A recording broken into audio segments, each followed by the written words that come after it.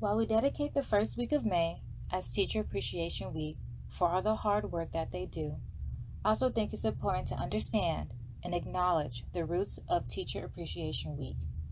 I thought it was just a random holiday that the government made up, but it wasn't until I took a trip during my senior year in college called the Mississippi Freedom Trip, where I visited different southern states such as Georgia, Alabama, and Arkansas, where I interviewed community activists and civil rights activists and organizers. During my trip to Arkansas, I had the opportunity to interview a man who noted that Teacher Appreciation Week actually derived from Elaine, Arkansas. And that is when my ears perked up. I had no idea. But again, how could I? So much Black history is undervalued and sometimes unknown. But I'm going to go deep into that for another video. This video right here is dedicated to Mattie Whyte Woodridge, who was the Black woman who helped planted the seed for National Teachers Day, which later evolved into Teachers Appreciation Week. A little bit backstory of Miss Woodridge.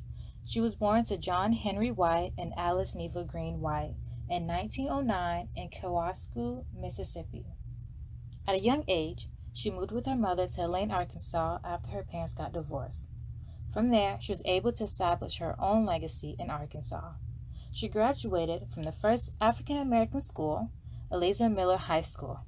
And this school has so much Black history, and it was actually founded by a Black woman. But I will talk about this in an upcoming video, so please subscribe so you are notified. But just a little bit of sneak peek, Eliza Miller was a very successful Black woman who was business savvy.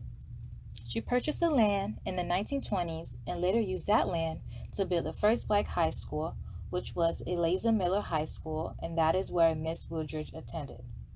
Please note that there is so much information about this woman, Eliza Miller, alone, and I will go further into details later in another video. Now, where was I? Oh yeah.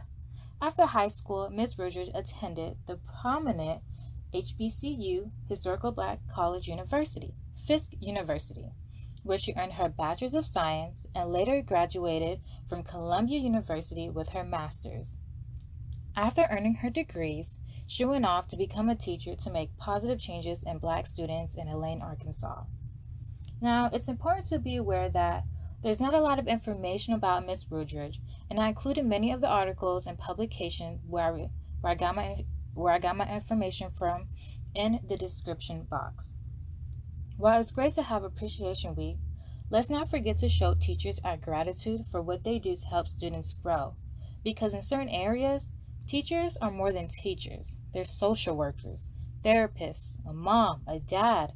They're everything a parent is to the child. So with this mindset, Miss Woodridge took matters into her own hands and began writing to governors all over the United States, requesting a special day set aside to recognize teachers for all their hard work and what they do in the classroom and in the community. She also wrote to politicians and other community organizers, and miraculously, one of her letters was able to reach the First Lady, Eleanor Roosevelt. She also began advocating for a special day set aside for teachers. The National Education Association also became part of this movement, and they lobbied against Congress to create a day for teachers. As this was occurring, Miss Woodridge was back in Arkansas, still being an educator, and around the 1950s, she became the principal of North End Elementary. And on March 7, 1980, Congress finally declared that this special day will be National Teachers Day, but it was only for this year. But this movement gained a lot of attention, and the NEA and other organizations advocated that it should be the first Tuesday of March each year where National Teacher Day is recognized. And then the National Parent Teacher Association also became part of this movement to have the first full week of May be dedicated as Teacher Appreciation Week. Miss Woodridge was alive to see all her work come into full fruition.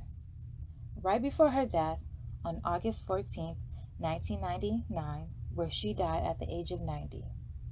As I'm seeing many schools, teachers, and parents showing a lot of festivities and appreciation during Teacher Appreciation Week, I do think it's unfortunate with the lack of recognition that Mattie Whyte Woodridge has received over the decades as this Appreciation Week has been established.